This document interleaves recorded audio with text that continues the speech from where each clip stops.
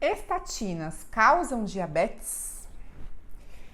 As estatinas, que são os medicamentos para tratar o colesterol mais conhecidos, como a simvastatina, atorvastatina, rosuvastatina, pitavastatina, essa medicação, que já é antiga, já bem conhecida, ela tá envolvida em diversas polêmicas, né, sobre ela, né? Muita gente tem receio de usar a estatina para tratar o colesterol elevado, na verdade, a gente usa para o excesso de colesterol, por conta de risco de aparecerem algumas complicações. Uma delas é o aumento do risco de diabetes, que tem inclusive se falado bastante na mídia sobre isso. Então, será que a estatina causa diabetes? Não é bem assim, mas de fato existe uma relação entre a glicemia e o uso da estatina. O que acontece? A glicemia ela pode aumentar um pouquinho quando a gente usa estatinas, principalmente em doses mais elevadas, porque dá para usar várias doses, né? Depende do quanto está alterado o colesterol e qual é a meta de tratamento. Então, o que acontece? Principalmente em pessoas que tenham síndrome metabólica, que é um público grande que usa estatina, porque tem pessoas que usam por uma dislipidemia genética, que a gente fala, né, um colesterol alto, precoce e que não tem nenhuma doença associada, pelo menos até o momento, né, que a pessoa faz esse diagnóstico. Alguém que é saudável, não tem excesso de peso, não tem gordura visceral aumentada, não tem hipertensão, não tem diabetes e tem um colesterol muito alto. Nesse perfil, isso é improvável de acontecer, que haja um aumento da glicemia. Mas no perfil de pacientes que têm essa síndrome metabólica, que tem essas alterações metabólicas, até tem um vídeo sobre síndrome metabólica, quem tiver interesse, nesse perfil de pacientes, sim, parece que há um pequeno aumento da glicemia quando a gente usa estatinas.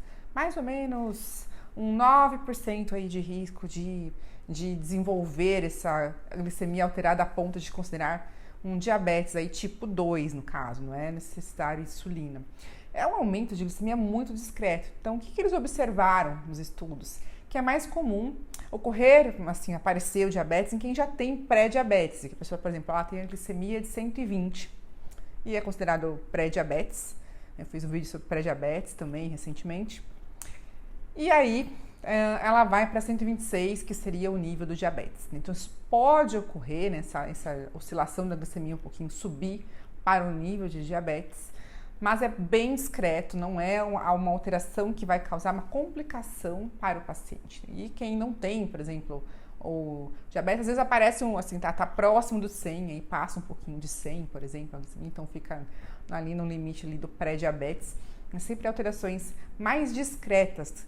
E o que eles observaram? Se você utilizar no paciente adequado, o risco de diabetes aí é menor do que a prevenção que o uso da estatina causa, o benefício da estatina.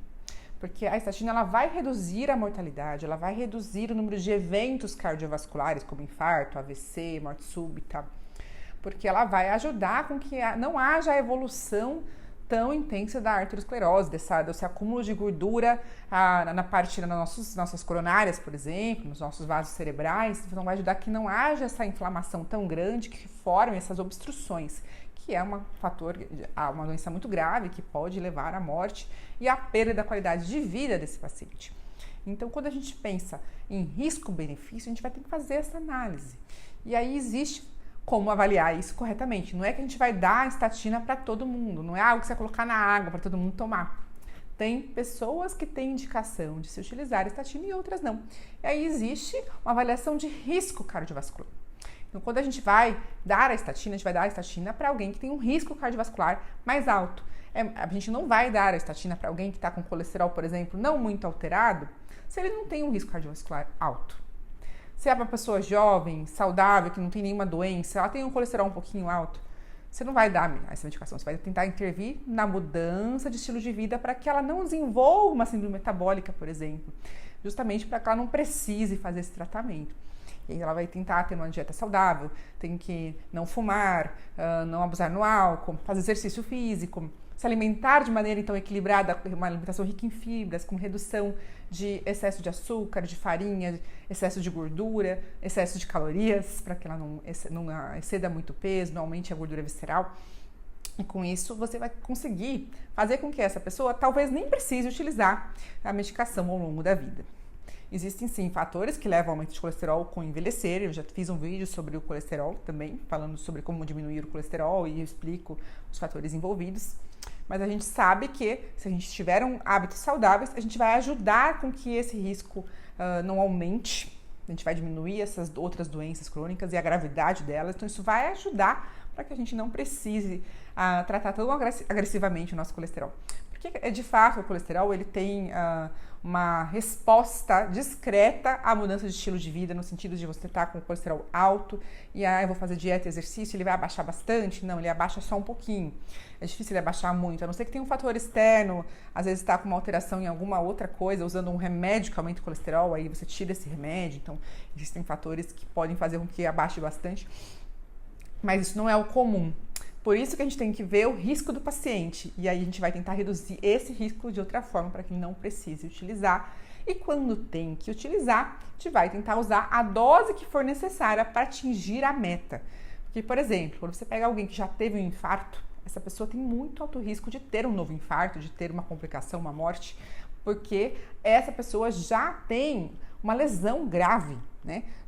Na parte coronariana, ela já tem uma doença de acúmulo de colesterol aí no corpo todo, porque não é só lá que ela vai ter em vários locais. Então, esse tipo de paciente, ele vai ter que utilizar uma dose mais alta de estatina e vai ter uma meta de controle muito maior, porque o risco dele morrer, o risco dele ter uma complicação é muito alto. Então, compensa a gente dar uma dose mais alta de estatina, ainda que a glicemia possa aumentar um pouquinho. Até porque você pode compensar esse aumento da glicemia, por exemplo, fazendo mais exercício, se alimentando melhor, porque isso se impacta, porque a glicemia ela tem uma relação também com os nossos hábitos de vida, nosso estilo de vida. Então, a gente consegue melhorar isso também dessa forma e isso vai compensar nesse caso. Então é isso, não tenham medo da estatina se ela for bem indicada. Então sempre converse com o seu médico para entender por que você está utilizando o remédio.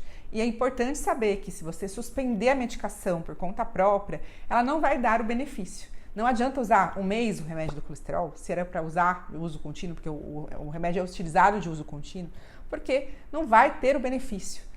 O benefício é o uso contínuo da medicação, que quando você tira, o benefício cessa, a gente não vai curar o seu colesterol, porque não é algo que você tira e o colesterol fica normal, ele volta a subir. O que faz melhorar um pouco o colesterol é sim uma mudança de estilo de vida, mas é discreto. E se vocês tiverem alguma dúvida, alguma sugestão, deixe nos comentários e até o próximo vídeo.